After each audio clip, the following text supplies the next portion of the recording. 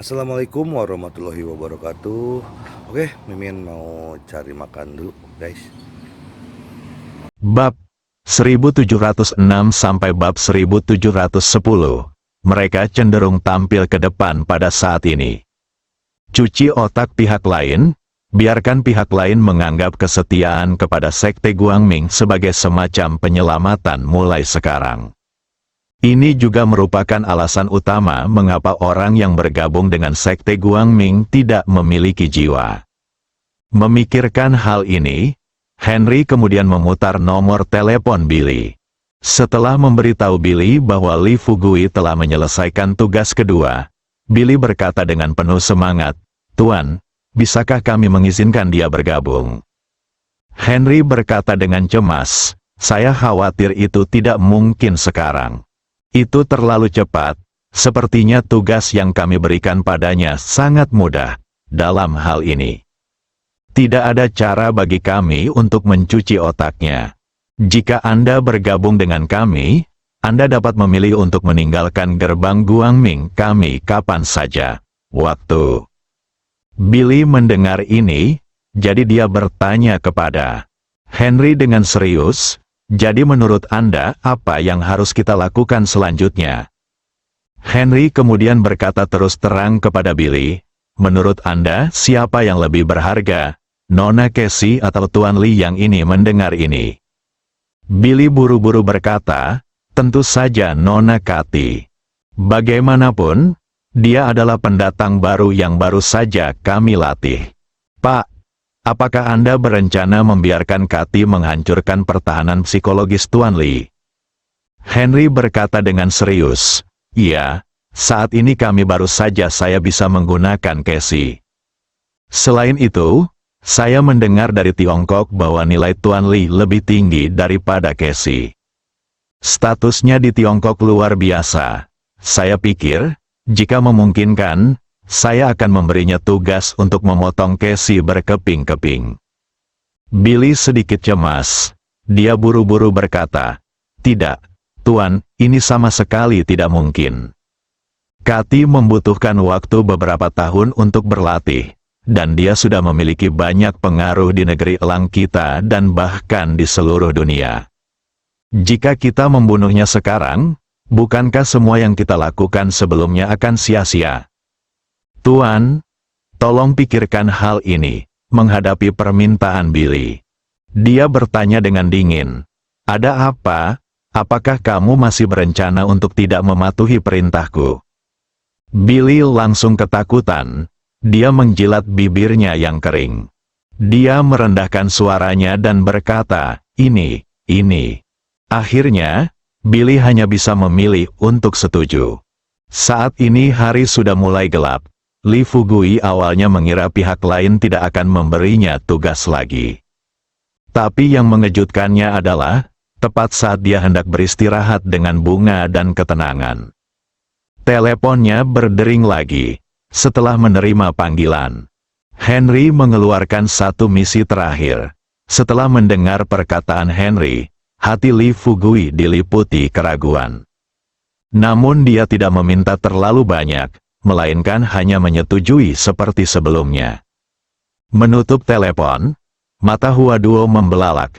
Dia bertanya pada Li Fugui, "Fugui, saya baru saja mendengar bahwa tugas ketiga yang mereka berikan kepada Anda adalah memotong Nona Casey menjadi beberapa bagian." Di saat yang sama, dia melihat ke arah Zeus. Zeus panik. Dia masih bisa menyambungkan kembali lengan dan kakinya jika terpotong. Semuanya hancur berkeping-keping, apalagi menyebutnya vampir. Bahkan Tuhan pun mungkin tidak akan selamat. Sebelum Li Fugui dapat berbicara, kaki Zeus melunak dan dia berlutut di depan Li Fugui. Li Fugui memandang Zeus dengan ekspresi bingung di wajahnya. "Mengapa kamu berlutut?" Zeus berkata dengan hati-hati, "Aku, Tuan Li, kamu tidak bisa memotongku menjadi beberapa bagian." Dia buru-buru berkata, "Hentikan, bagaimana aku bisa mencabik-cabikmu? Kamu vampir, kamu bukan plastisin. Kamu bisa merobeknya menjadi beberapa bagian dan menyatukannya kembali." Zeus akhirnya melepaskan hatinya yang menggantung. Dia mengangkat kepalanya dan berkata dengan menyedihkan, "Kalau begitu kamu baru saja melihatku. Saya pikir kamu akan memotong saya menjadi beberapa bagian." Li Fugui melambaikan tangannya dan berkata, "Jangan khawatir. Apakah saya sama kejamnya seperti yang Anda pikirkan?" Li Fugui menundukkan kepalanya dan berpikir sejenak, lalu bertanya kepada Zeus dan Alisa, "Anda berada di kota Nuoewe?" Alisa bertanya kepada Li Fugui dengan rasa ingin tahu, "Tuan Li, bagaimana rencana Anda untuk menyelesaikan misi ini? Setelah sekian lama, tahukah kamu di mana ada penjahat keji?" Zeus dan Alisa langsung memahami pikiran Li Fugui. Di dunia ini, meski begitu, tidak mudah menemukan orang baik. Namun jika kalian mencari penjahat yang keji, hampir setiap kota memilikinya. "Tuan Li, saya tahu apa yang harus saya lakukan. Tunggu saja, kami pasti akan membawakan Anda seseorang sebelum fajar." Li Fugui berkata sambil tersenyum, "Saat ini, satu orang tidak cukup. Yang terbaik adalah membawa seseorang ke sini 2 atau 3. Entah tugas apa yang akan mereka atur untukku. Bawakan beberapa lagi, lalu mereka akan mengatur tugas untuk kita, dan kita bisa menyelesaikan tugas itu secepat mungkin." Zeus dan Alisa mengangguk cepat saat Alisa hendak pergi. Li Fugui memandang Alisa dan bertanya, "Tangan dan kaki Anda belum pulih. Apakah berbahaya jika Anda keluar melakukan ini?" Alisa berkata sambil tersenyum, "Jangan khawatir, Tuan Li. Menang tidak akan ada bahayanya. Aku akan keluar sekarang, jadi aku bisa mencari seseorang untuk dimakan. Ini akan membantu menyembuhkan lukaku."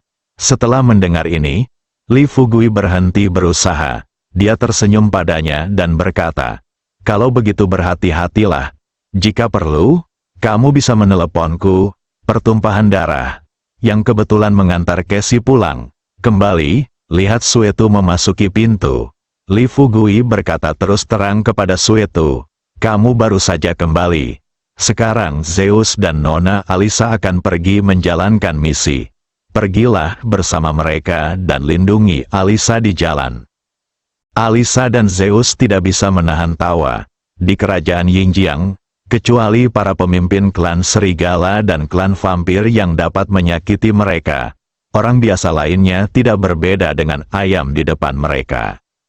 Merekalah yang biasanya melindungi orang lain. Sejauh ini, mereka belum dilindungi oleh orang lain. Pikirkan ini. Zeus tersenyum pada Li Fugui dan berkata, "Tuan Li, kami adalah vampir dan kami tidak membutuhkan orang lain untuk melindungi saya." Li Fugui tersenyum dan berkata, "Kami masih perlu melindungi diri kami sendiri. Bagaimanapun, Nona Alisa terluka barusan. Sekarang aku masih merasa sedikit tidak nyaman." Zeus dan Alisa sama-sama tergerak oleh perhatian Li Fugui. Di klan vampir, selama ada yang terluka dalam pelaksanaan misi, orang-orang di atas tidak akan peduli dengan hidup atau mati mereka. Namun kini, mengikuti Li Fugui, meski sudah jelas-jelas tidak ada masalah, Li Fugui justru mengutus seseorang untuk melindungi keselamatan mereka. Melalui kejadian kecil ini, dia dapat melihat bahwa pilihan mereka untuk mengikuti Li Fugui kali ini jelas merupakan pilihan yang tepat. Setelah Zeus, Suetu dan yang lainnya pergi, Li Fugui bersandar malas di sofa, menunggu Suetu dan yang lainnya kembali. Pagi, sebelum fajar, Zeus membawa Suetu dan Alisa kembali ke kamar hotel. Pada saat yang sama mereka juga membawa 2 pria dan 1 wanita. Setelah masuk melalui jendela, Zeus, Bloodbath dan Alisa melemparkan ketiga orang yang mereka bawa ke tanah. Li Fugui melirik ketiga pria bertato di depannya. Kali ini, Zeus memperkenalkan Li Fugui dengan serius. "Tuan Li, ketiganya adalah pengedar narkoba di jalanan kota Nuoewe. Mereka biasanya melakukan segala jenis kejahatan. Saya akan menangkap mereka bertiga, dan Anda bisa menonton dan menanganinya sekarang. Ya. Li Fugui mengangguk. Dengan senyum puas di wajahnya, dia bertanya, apakah kamu tidak diperhatikan oleh orang lain di jalan? Zeus adalah orang pertama yang berbicara dan berkata dengan sumpah, sama sekali tidak.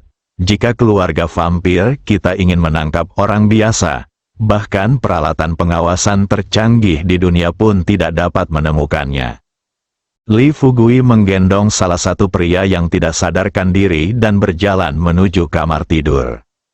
Segera, saat Li Fugui membawa pria itu keluar, mata beberapa orang yang hadir menjadi lurus.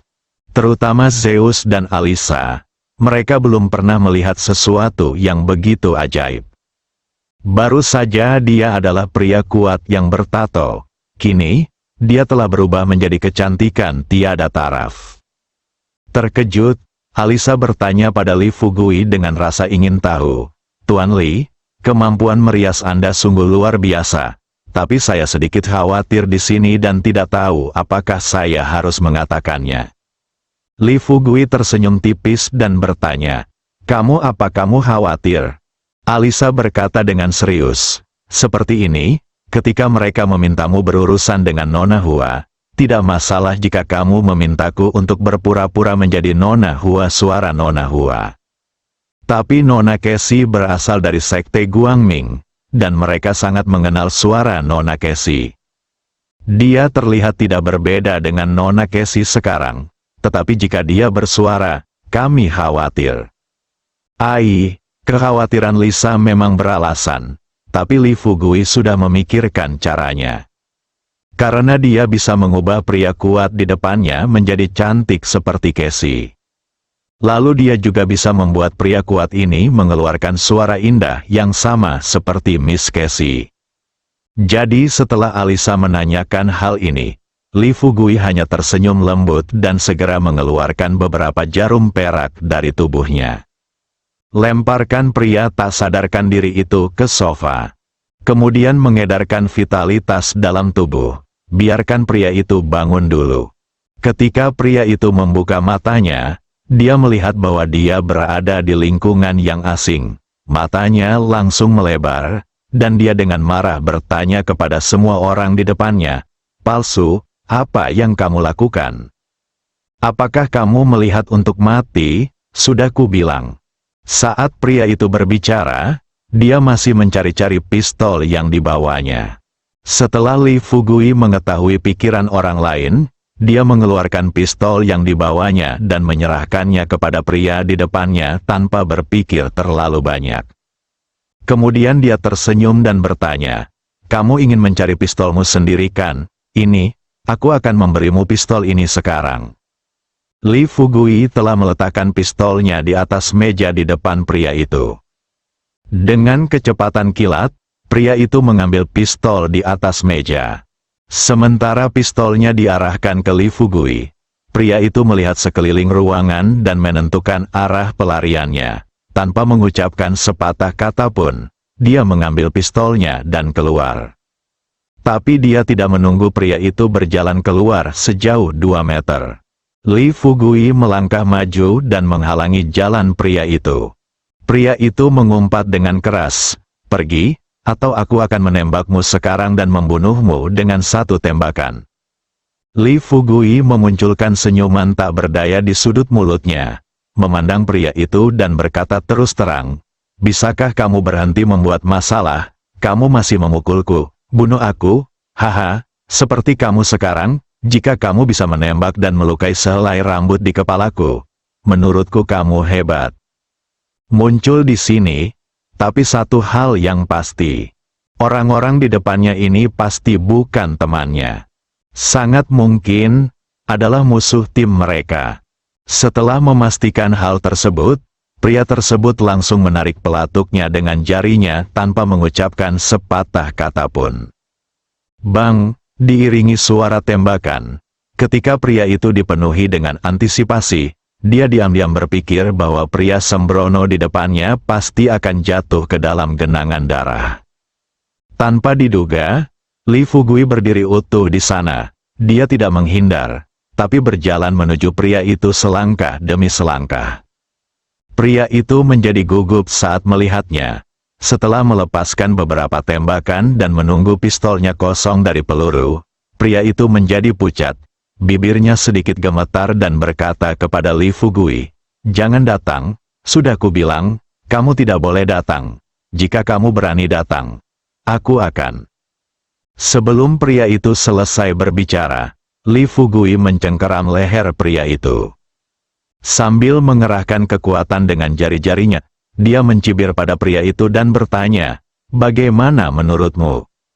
Mata pria itu penuh ketakutan. Dia bertanya pada Li Fugui, "Kamu? Siapa kamu? Mengapa kamu menyandera aku?" Li Fugui tersenyum santai dan berkata, "Tidak masalah siapa aku. Yang penting aku menginginkan sesuatu darimu hari ini." Pria itu bertanya, "Apa yang Anda inginkan?" Li Fugui berkata tanpa berpikir, "Saya ingin hidup Anda." Kaki pria itu menjadi lemah dan dia berkata dengan tergesa-gesa, "Tuan, saya pikir pasti ada kesalahpahaman di antara kita. Pak, selama Anda bersedia melepaskan saya hari ini, saya bisa memberi Anda sejumlah barang senilai puluhan juta. Barang ini baru saja dikirim kembali dari luar negeri belum. Pak, jika menurut Anda itu belum cukup, saya bisa memberi Anda sejumlah uang. 1 juta? Bagaimana kalau 1 juta dolar? 3 juta dolar? Saya hanya ingin Anda melepaskan saya." Sedikit meningkat, setelah menarik pria itu ke sofa dan mendorongnya ke atas sofa, dia berkata kepada pria itu kata demi kata, "Anda mungkin salah paham. Pertama, saya tidak ingin 1 sen pun untuk barang-barang Anda. Saya tidak menginginkan 1 sen pun dari Anda. Saya mengundang Anda ke sini hari ini. Saya hanya ingin hidup Anda." Dia segera berkata, "Tuan, tidak bisakah saya berlutut dan bersujud kepada Anda? Apakah Anda benar-benar berencana membunuh saya?" "Tuan, saya..." katanya. Pria itu memanfaatkan giliran Li Fugui dan bergegas menuju jendela untuk melarikan diri. Tapi dia tidak menunggu sampai dia sampai ke jendela. Ketika pria itu melihat penampilannya saat ini melalui pantulan di jendela, dia langsung panik. "Ah, aku. Aku." Li Fugui menarik pria itu kembali. Li Fugui memandang pria di depannya dan berkata dengan serius, "Oke, jangan melawan dengan sia-sia. Tunggu sebentar, aku akan memberitahumu semua yang kuinginkan darimu. Jika kamu melakukannya sebelum kamu mati, jika Anda tidak ingin menyiksa kami, saya menyarankan Anda untuk mendengarkan saya dengan jujur." Pada saat ini, pria itu tidak lagi peduli mendengarkan ancaman Li Fugui. Dia melihat melalui jendela. Saat dia melihat wajahnya di jendela, pria itu mengulurkan tangannya dan terus mengusap wajahnya. Li Fugui mengerutkan kening. "Uleni seperti ini. Namun jangan menggosok bagian wajah yang akhirnya menempel, nanti akan menimbulkan masalah."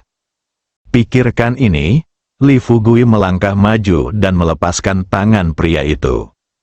Kemudian dia meraih leher pria itu dan mengucapkan kata demi kata, "Sudah kubilang, jangan bergerak. Jika kamu berani bergerak atau tidak mendengarkanku, aku akan mencekikmu sampai mati." Pria itu tiba-tiba menangis. Li Fugui mengeluarkan jarum perak itu. Dia berjalan ke arah pria itu dan dengan cepat menusukkan jarum perak ke leher pria itu dengan kedua tangannya. Setelah beberapa jarum perak jatuh, Li Fugui menatap pria itu dan tersenyum. "Sekarang katakan halo." Ada air mata di mata pria itu, setelah mengangguk ringan. Saat itulah kata halo keluar. Alisa dan Zeus berdiri dengan semangat, dan mereka berdua berkata serempak, sudah berubah, dan suaranya memang berubah. Kali ini, Li Fugui akhirnya menunjukkan senyuman bahagia di wajahnya. Dia menepuk bahu pria itu dan berkata terus terang, "Bagus sekali. Kamu bisa ikut ke kamar tidur bersamaku sekarang, Zeus. ikutlah denganku." Dia dengan senang hati mengikuti Li Fugui menuju kamar tidur. Tepat pada saat ini, ada ketukan di pintu. Li Fugui berhenti dan melihat kembali ke pintu. Lalu dia melambaikan tangannya ke Suetu. Suetu tampak waspada dan datang ke pintu kamar. Ketika dia membuka pintu sedikit dan melihat Katie berdiri di luar pintu, Suetu berbalik dan tersenyum pada Li Fugui. "Saudaraku, ini Nona Katie." Mendengar ini, Li Fugui lalu tersenyum dan berkata, "Karena itu Nona Katie, mengapa kamu masih berdiri di sana? Biarkan dia masuk." Tunggu sampai Katie masuk. Sebelum Li Fugui dapat berbicara, Katie melihat seorang pria yang persis seperti dia berdiri di depannya. Terkejut, Katie dengan cepat melangkah maju. Mula-mula memandang pria di depannya yang tidak berbeda dengannya, lalu menoleh ke Li Fugui dan buru-buru bertanya, "Tuan Li, siapa ini?" Dia tidak menjawab pertanyaan Katie, tapi bertanya pada Katie, "Bagaimana, menurutmu apakah dia mirip denganmu?" Katie mengangguk dengan cepat dan tidak bisa menahan nafas. "Bagaimana ini terlihat sama denganku? Ini hanya kembar. Tuan Li, dari mana asalnya?" Li Fugui juga tidak menyembunyikannya. Tanya Katie, "Siapa yang memintamu untuk datang ke tempatku?" Katie berbisik, "Pak Billy yang memintaku untuk datang. Awalnya aku berencana datang pada siang hari, tapi dia bilang kamu ada hubungannya denganku." Li Fugui tersenyum dan berkata, "Memang, saya punya waktu untuk menemukan Anda, tetapi Anda tidak boleh memikirkan apa yang saya cari dari Anda." Katie memandang Li Fugui dengan tatapan agak gelisah di matanya. "Tuan Li, kalau begitu bisakah kamu memberitahuku kenapa kamu mencariku?" Pada titik ini, Katie tidak bisa menahan diri untuk berhenti. Li Fugui berkata terus terang, "Izinkan saya mengatakan yang sebenarnya. Malam ini, saya telah menyelesaikan 2 tugas. Sekarang mereka telah memberi saya tugas ketiga, dan Anda di sini, 3 tugas." Dia bertanya kepada Li Fugui dengan cemas, "Tuan Li, apa maksud Anda dengan ini? Bagaimana saya bisa muncul dalam misi Anda?" Li Fugui berkata terus terang, "Misi ketiga yang mereka berikan kepada saya, Anda ingin saya memotong Anda berkeping-keping." Kaki Katie melemah. Jika tidak ada tembok di dekatnya yang menahannya, dia pasti langsung terjatuh ke tanah karena ketakutan. Li Fugui melihat ini, dia berkata terus terang kepada Katie, "Tetapi kamu tidak perlu khawatir sekarang, aku telah menemukan seseorang untuk menggantikanmu." Bibir Katie sedikit bergetar, dan dia bertanya kepada Li Fugui dengan tidak percaya, "Mengapa? Mengapa mereka melakukan ini?" "Lakukan, saya tidak pernah menyinggung perasaan mereka." Li Fugui berkata sambil tersenyum, "Saya tidak tahu detailnya, tapi saya rasa saya akan membantu Anda menyelidiki masalah ini setelah saya bergabung dengan Sekte Guangming.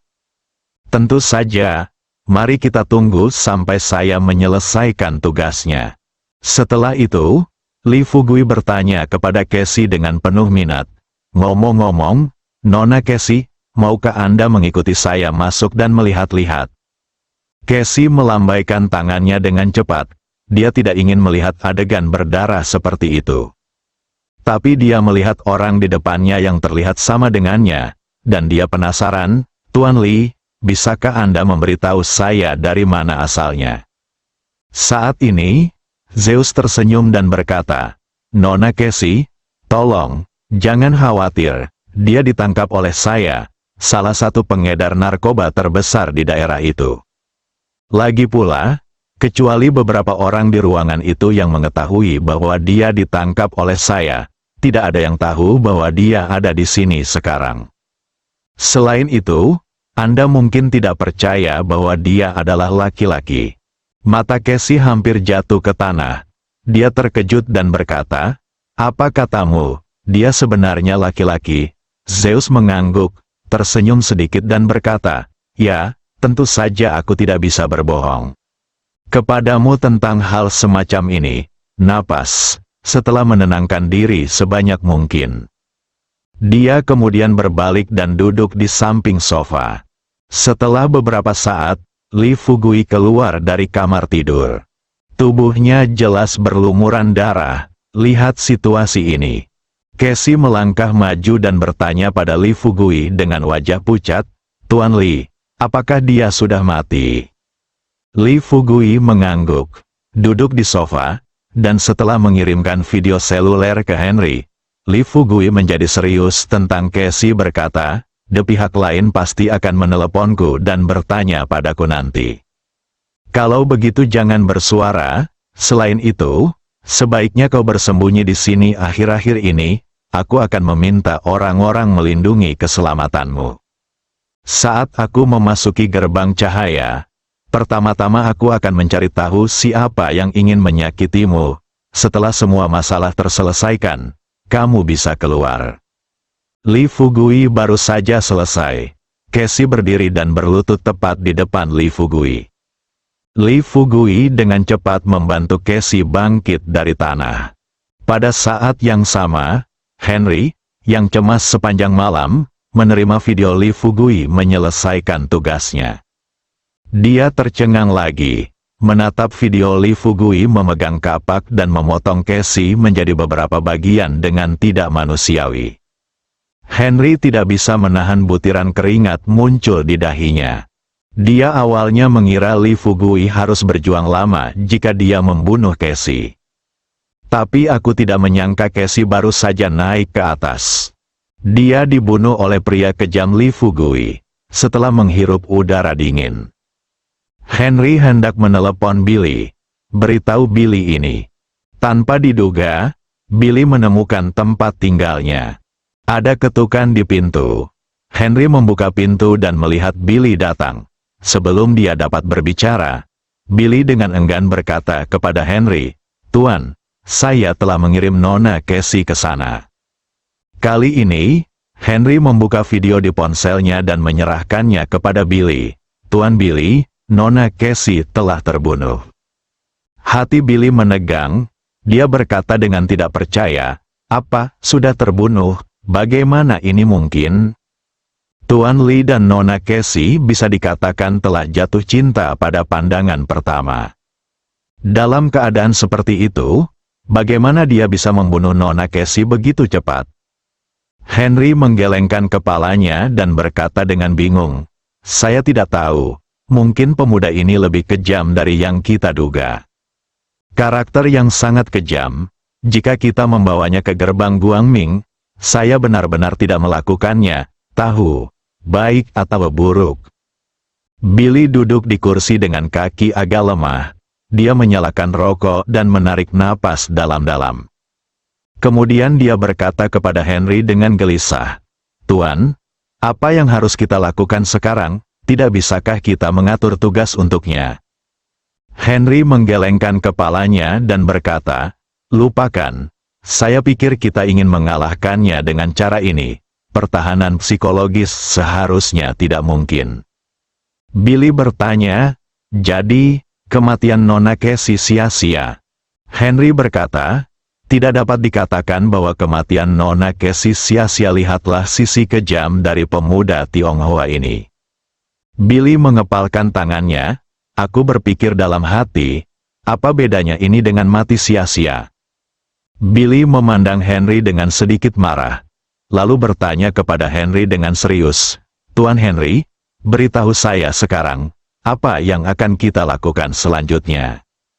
Henry berpikir sejenak, lalu berkata, "Oke, hari ini siang hari, bawakan ini pemuda yang ingin menemuiku." Billy tidak banyak bicara. Dia berbalik dan berjalan menuju pintu. Setelah Billy keluar, Henry mulai memikirkan apakah akan memberitahu mereka tentang masalah ini kepada bos utama Guangming Men di negeri Elang, Tuan Potter, kepala sekolah. Namun, setelah beberapa pertimbangan cermat, Henry masih tidak menelepon Porter. Sebaliknya, dia menelepon Lee Fugui. Saat ini, Lee Fugui sedang sarapan bersama beberapa orang. Dengarkan telepon berdering. Li Fugui awalnya mengira pihak lain akan mengatur beberapa tugas untuknya. Jadi dia bertanya kepada Henry, Tuan, saya telah menyelesaikan tugas yang Anda berikan kepada saya. Silakan hubungi saya sekarang. Apakah Anda memiliki tugas lain? Henry berkata terus terang, Tuan Li, karena Anda telah menyelesaikan tugas, saya akan mengirim seseorang untuk menjemput Anda siang hari ini. Saya harap kita bisa bertemu dan mengobrol nanti. Li Fugui tersenyum dan berkata, Oke, omong-omong, saat kami bertemu, apakah Anda memiliki persyaratan khusus? Henry berkata, Jangan khawatir, Tuan Li, jika Anda memiliki persyaratan, kami akan menghubungi Anda terlebih dahulu. Juga, selamat, jika semuanya berjalan baik setelahnya pertemuannya, kamu bisa datang besok. Kamu bisa menjadi anggota sekte Guangming kami. Li Fugui berkata dengan penuh semangat. Oke, kalau begitu aku tak sabar untuk bertemu denganmu siang hari ini. Facebook, Casey bertanya pada Li Fugui, Tuan, bagaimana? Apakah mereka setuju Anda bergabung dengan sekte Guangming? Li Fugui mengangguk dan berkata, Ya, sepertinya mereka setuju. Tapi menurut saya mereka menyembunyikan sesuatu dari saya. Su Etu buru-buru melangkah maju dan berkata kepada Li Fugui, Kapten, apa-apaan ini? Karena mereka ingin bertemu denganmu. Aku akan menemanimu ke sana pada siang hari. Li Fugui melambaikan tangannya dan berkata, Tidak, hari ini tengah hari.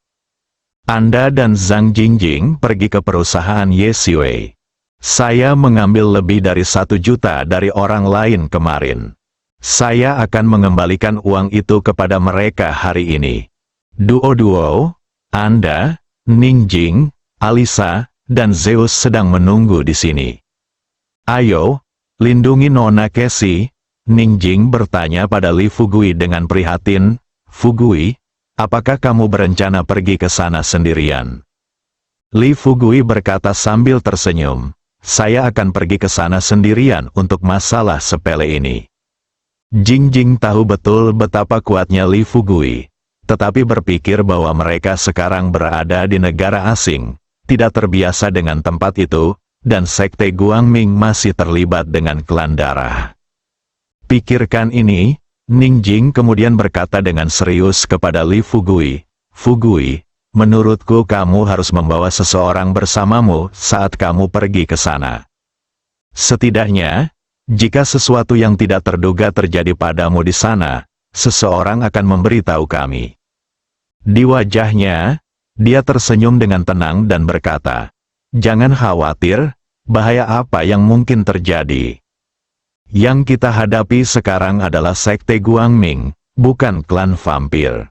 Tidak ada yang perlu ditakutkan, tunggu sampai Li Fugui selesai berbicara. Ningjing, Hua Duo-duo dan lainnya juga tidak memiliki banyak nasihat. Mereka hanya bisa berdoa dalam hati untuk Li Fugui jauh di lubuk hati mereka.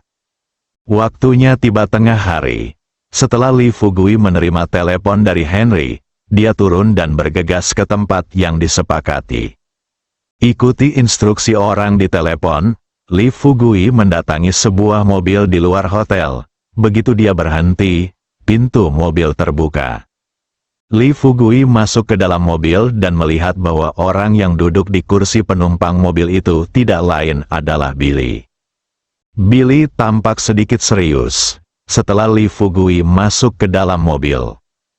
Pada akhirnya, dia tidak bisa menahan rasa penasarannya dan bertanya dengan serius kepada Li Fugui, Tuan Li, ketika Anda membunuh Nona Casey, apakah Anda tidak merasakan kesedihan di hati Anda? Li Fugui mulai melantunkan kungfu. Setelah memahami pikiran Billy, dia menghela nafas kepadanya. Tuan Billy, bukankah Anda meminta Nona Casey untuk datang? Sekarang dia sudah meninggal. Saya rasa saya baru saja melakukan tugas yang diberikan kepada saya. Kematian membuatku sedih. Jawabanku adalah ya, membunuh wanita cantik seperti itu tentu saja akan membuatku merasa sedih. Tapi, pada titik ini, Li Fugui mengambil inisiatif untuk berhenti. Turun, Billy dengan cepat bertanya, "Tapi apa?" Li Fugui berkata dengan serius, "Tetapi saya pikir jika Anda tidak menelepon Kathy, saya pasti tidak akan menelepon Kathy dan memintanya untuk datang." "Ngomong-ngomong, Tuan Billy, Anda kenal Nona Kathy, betapa besarnya rasa hormat Anda punya untukmu. Tadi malam, saat kita bersama, dia mengatakan bahwa di dalam hatinya, kamu seperti ayahnya. Aku hanya tidak menyangka dia akan membunuhnya pada akhirnya, itu kamu." Psikologis Billy pertahanannya runtuh sedikit demi sedikit. Dia sangat optimis tentang Casey. Di hari kerja, Casey selalu dilatih sebagai penggantinya. Hasilnya tidak terduga, tidak disangka Casey akan meninggal secepat ini. "Baiklah, Tuan Lee, tolong berhenti bicara. Tidak ada kebangkitan setelah kematian. Karena Nona Casey sudah meninggal, kami masih berharap dia bisa menghadap Tuhan." Bagaimana Li Fugui bisa melewatkan kesempatan untuk mematahkan pertahanan psikologis Billy? Melihat itu Billy sengaja menghindari topik tersebut. Li Fugui berkata dengan serius kepada Billy, "Tuan Billy, saya benar-benar ingin tahu mengapa Anda harus membiarkan saya membunuh Nona Casey dengan cara yang begitu kejam." Billy menggelengkan kepalanya. Suaranya sedikit bergetar ketika dia berbicara. "Tidak, itu bukan aku tidak memintamu untuk membunuh Casey." Li Fugui bertanya, "Jika bukan kamu, lalu mengapa kamu menelepon Casey dan meminta Casey datang kepadaku? Apa yang ingin kamu lakukan dengannya? Juga, tahukah kamu betapa putus asanya mata Kathy ketika dia dipukul dengan kapak untuk pertama kalinya? Sayang sekali, gadis yang begitu baik harus melakukan ini, ke neraka." Billy tidak bisa menahan tangisnya. Dia segera berteriak kepada Li Fugui, "Berhenti bicara. Tuan Li, tolong jangan terus berbicara. Saya sudah menyesalinya, Li." Fugui berkata perlahan, "Tapi apa gunanya menyesali sekarang? Bisakah Nona Casey dihidupkan kembali? Dapatkah penyesalan menyatukan kembali Nona Casey?" "Tuan Billy, meskipun saya, Li Fugui, telah melihat banyak orang yang kejam, saya belum pernah bersama Anda. Sudah lama sekali aku melihatmu begitu kejam." Billy menundukkan kepalanya. "Saya tidak sabar untuk menyatukan kepala dan punggung kaki saya." Hal yang dia benci saat ini, bukan hanya dirinya sendiri, tapi juga Henry. Jika Henry tidak mengemukakan ide buruk seperti itu, bagaimana Casey bisa mati? Tapi apa gunanya membenci sekarang? Casey sudah mati. Li Fugui memperhatikan setiap gerakan Billy dengan senang hati. "Saya sudah mempunyai rencana baru dalam pikiran saya." Dia melanjutkan, "Pak Billy, saya tahu Anda pasti sangat menyesal sekarang. Sebenarnya, Anda harus memikirkannya dari sudut pandang lain. Apa hubungannya masalah ini dengan Anda? Para pemimpin di atas, dengan pengaturan seperti itu, Anda pasti enggan membiarkan Kathy mati. Bagaimanapun, hanya ada sedikit gadis luar biasa seperti itu di dunia. Ngomong-ngomong, Tuan, pernahkah Anda memikirkannya, jika aku berikan lagi padamu, kalau ada kesempatan, maukah kamu menelepon Kathy dan memintanya untuk datang kepadaku?" Billy sebenarnya sudah mempunyai jawabannya jauh di lubuk hatinya. Dia terus berkata dalam benaknya, "Tidak, saya pasti tidak akan melakukannya." Tapi di mulutnya, Billy berkata dengan keras kepada Li Fugui, "Tuan Li, tolong berhenti mengatakannya. Oke, tolong berhenti mengatakannya, oke?" "Aku sudah tahu aku salah." Li Fugui berhenti. Dia menghela nafas, sedangkan Billy, yang terpikir olehnya hanyalah Casey. Untuk waktu yang lama, dia telah berusaha keras pada Casey. Namun kini, semua usahanya sia-sia. Segera, mobil sampai di depan pintu Villa Henry. Ketika Billy membawa Li Fugui keluar dari mobil dan berjalan menuju villa kecil di halaman, Li Fugui melihat sekeliling.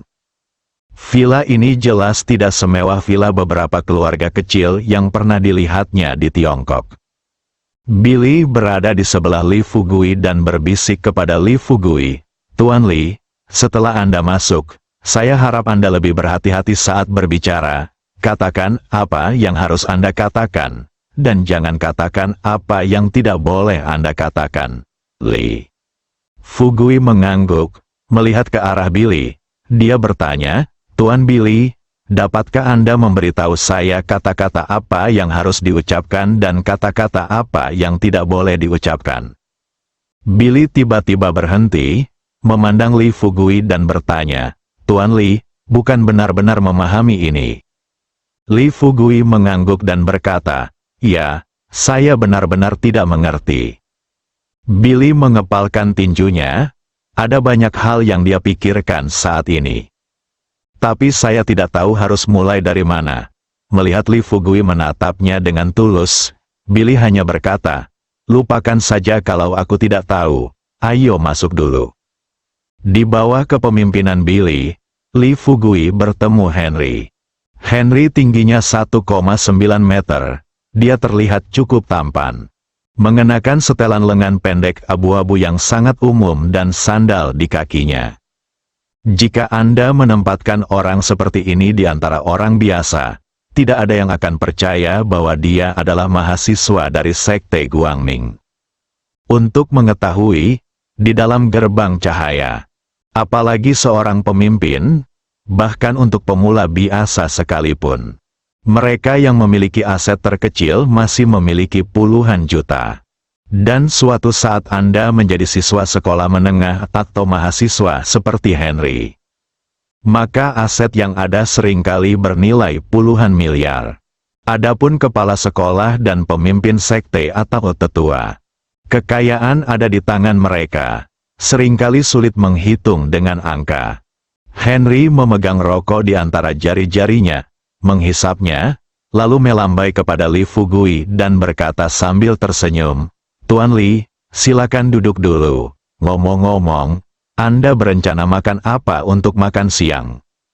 Sambil tersenyum, "Saya bebas.